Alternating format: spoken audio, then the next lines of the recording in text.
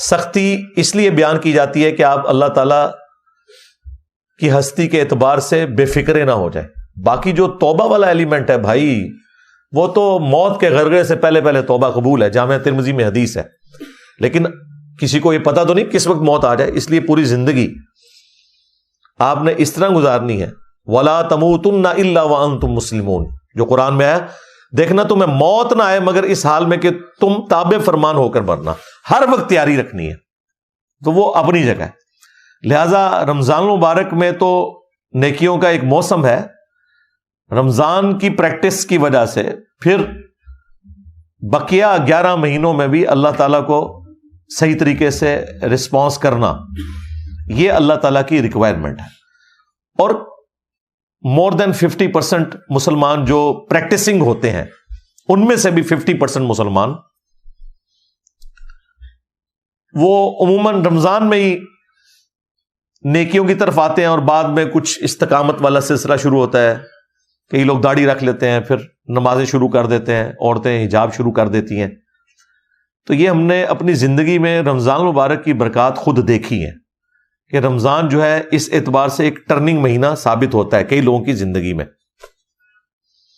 کئی لوگوں کے لیے کوئی گھر میں جوان موت یا کوئی صدمہ، وہ بھی نیکی پہ آنے کا ایک سبب بن جاتا ہے. وہ بھی اللہ تعالیٰ نے سورہ السجدہ میں فرمایا کہ ہم دنیا کی زندگی میں تمہیں تکلیف دیں گے تاکہ تم اپنے رب کی طرف پلٹ آؤ. وہ بھی ایک اللہ کی سنت ہے. تو یہ مختلف اللہ تعالیٰ نے ایک سمجھ لیں سگنلز رکھے ہوئے ہیں. جو انسان رسپانس کرے تو مرنے سے پہلے اللہ تعالیٰ کے بتائے ہوئے راستے کے اوپر آ سکتا ہے. لہذا رمضان المبارک کو کیجول نہ لیں، پورے اہتمام کے ساتھ رمضان شریف کو گزاریں. جو فرض عبادات ہیں ان کے اوپر ایمفیسائز کریں، اور بعد کی زندگی کے لیے بھی اللہ تعالیٰ سے دعا کریں کہ اللہ تعالیٰ استقامت دے باقی نیکیوں کے اوپر بھی. خصوصاً نماز کے معاملے میں بالکل جو ہے نا وہ زیرو ٹالرنس ہے اللہ تعالیٰ کی، یہ ذہن میں رکھیے گا. یہ اتنا کرٹیکل ایشو ہے ایمان لانے کے بعد کہ اتنے سخت الفاظ میں قرآن میں فتویٰ آیا ہے. سورہ روم میں آیت نمبر 31 میں وَأَقِيمُوا الصَّلَاةَ وَلَا تَكُونُوا مِنَ الْمُشْرِكِينَ. دیکھنا نماز کو قائم رکھنا، مشرک نہ ہو جانا کہیں. یعنی کتنی بڑی بات ہے یہ. یعنی شرک جو اللہ کے نزدیک اتنی سینسٹیو چیز ہے. عموماً لوگ سمجھ رہے ہوتے ہیں کہ کسی بت کے آگے یا قبر کے آگے جھکنا. اللہ تعالیٰ تو فرما رہا ہے کہ جو نماز بھی چھوڑتا ہے نا تو وہ مشرکین کی کیٹیگری میں جا کے فال کر جائے گا. اس سے بڑا کوئی فتویٰ ہو نہیں سکتا تھا. اور اگر کسی کے دماغ میں کوئی خناس رہ گیا تھا نا تو وہ صحیح مسلم کی حدیث نے اسے نکال دیا. 246 نمبر حدیث کہ بندے کے کفر اور ایمان، شرک اور اسلام کے درمیان فرق کی نماز ہے. نماز نہ پڑھنے والا پاکستان کے شناختی کارڈ میں تو مسلمان ہو سکتا ہے، اللہ کے ہاں وہ مسلمان نہیں ہے. ہاں ظاہری کلمے کا احترام کریں گے، مر جائے گا جنازہ بھی پڑھیں گے، اس کے لیے دعائے مغفرت بھی کریں گے، لیکن اس کی زندگی میں اسے بتائیں گے کہ بھائی یہ شناختی کارڈ والے مسلمان ہو، تمہارے کلمے کا احترام ہو رہا ہے، ادروائز نماز چھوڑنے والا بندہ مسلمان نہیں ہے. اور یہ میرا فتویٰ نہیں ہے، قرآن کا فتویٰ ہے، نبی الاسلام کا فتویٰ ہے. پھر بھی اگر کسی کو سمجھ نہ آئے تو جامعہ ترمذی میں حدیث ہے، عبداللہ ابن شقیق تابعی کہتے ہیں کہ صحابہ کرام صرف تارک الصلاۃ کو کافر سمجھتے تھے، جو نماز چھوڑنے والا ہے، اور کسی کو کافر نہیں کہتے تھے خواہ وہ کتنا ہی گناہ کرتا ہو. لیکن جو نماز نہ پڑھتا ہو صحابہ کرام اسے کافر سمجھتے تھے. نہیں جی، اب تو اس فہم کا بھی مسئلہ ختم ہو گیا. اگر کوئی کہ مجھے قرآن کا فہم نہیں ہے، ہمیں حدیث بتائیں، حدیث بھی بتا دی، حدیث کا بھی فہم نہ آیا. صحابہ کرام سے تو بڑھ کر کوئی قرآن و سنت کو جاننے والا نہیں تھا. جامعہ ترمذی میں ایک اور حدیث ہے کہ ہمارا اور مشرکین کا عہد نماز کی بنیاد کے اوپر قائم ہے، جس نے نماز چھوڑ دی اس نے کفر کیا. صحیح مسلم میں حدیث ہے، عبداللہ ابن مسعود کہتے ہیں کہ رسول اللہ کے زمانے میں صلی اللہ علیہ وآلہ وسلم اگر کوئی شخص بیمار ہوتا اور 2 بندوں کے سہارے وہ مسجد آ سکتا تو وہ مسجد میں آ کے نماز پڑھتا تھا، کہیں اسے منافق شمار نہ کر لیا جائے. یعنی جو گھر میں نماز پڑھے اس کے بارے میں بھی صحابہ کرام ڈرتے تھے کہ یہ منافق ہے، پتہ نہیں پڑھی اس کے نہیں پڑھی. تو اس زمانے میں اپنے آپ کو مسلمان ثابت کرنے کے لیے مرد کو مسجد میں نماز پڑھتی تھی. صحابہ کرام کو کیا پتا تھا کہ ان سے بھی بڑھ کے بھی عاشقان رسول آنے والے ہیں، انورٹڈ کامز میں، نماز ایک بھی نہیں پڑھیں گے اور کہیں گے کہ غلامی رسول میں موت بھی قبول ہے،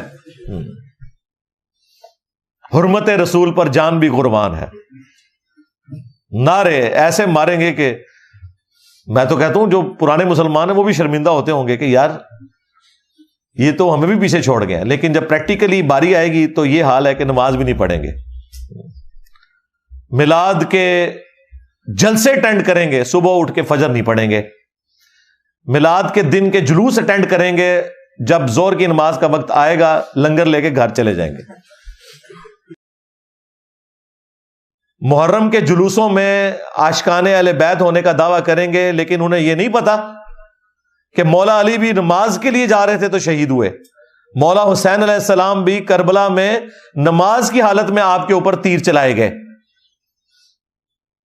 اور جب ظہرین کا وقت آئے گا تو آدھے سے زیادہ لوگ کہیں گے ساڑھے تھے کپڑے ہی پاک نہیں نے. تو میں اس پہ پھر جب مجھے غصہ آتا ہے میں کہتا ہوں یار تم اہل البیت کے ماننے والے ہو، اپنے آپ کو پاک ہی نہیں کر سکے، مسلمان اور پلید.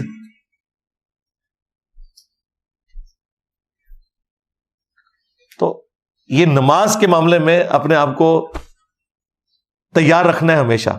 سنن ابی داؤد میں حدیث ہے کہ قیامت کے دن سب سے پہلے نماز کے بارے میں سوال ہوگا، سب سے پہلا سوال. اور جس کا یہ مسئلہ حل ہو گیا اس کی اگلی منازل آسان ہو جائیں گی، اور جو اس میں پھنس گیا اس کے اگلے معاملات مشکل ہوتے چلے جائیں گے. پھر مسند احمد میں ایک حدیث ہے، نبی علیہ السلام نے فرمایا کہ نماز اپنے نمازی کے حق میں قیامت والے دن نور، نجات اور دلیل، اللہ کے حضور چھٹکارے کی ایک دلیل اس کے پاس ہوگی. اور جس شخص نے نماز چھوڑ دی قیامت والے دن نہ تو اس کے لیے کوئی پولیس رات پہ نور ہوگا، نہ اس کی کوئی نجات کے چانسز ہیں، اور نہ اللہ کے حضور کوئی وہ دلیل پیش کر سکے گا. حتیٰ کہ اسی حدیث میں آگے الفاظ ہیں کہ ایسے شخص کا حشر فرعون، قارون اور حامان اور امیہ ابن خلف کے ساتھ ہوگا والعیاذ باللہ تعالی. چاہے وہ جتنا مرضی دنیا میں دعویٰ کرتا رہے کہ میں بہت بڑا عاشق رسول ہوں. پھر جو سنن ابن ماجہ میں حدیث ہے، نبی علیہ السلام نے فرمایا تھا دیکھنا نماز نہ چھوڑنا، اگر تم نے نماز چھوڑ دی تو پھر اللہ کا ذمہ تم سے اٹھ گیا. ہاں، اس سے بڑی کوئی دھمکی ہو ہی نہیں سکتی، پھر اللہ کے ذمہ کوئی چیز نہیں ہے.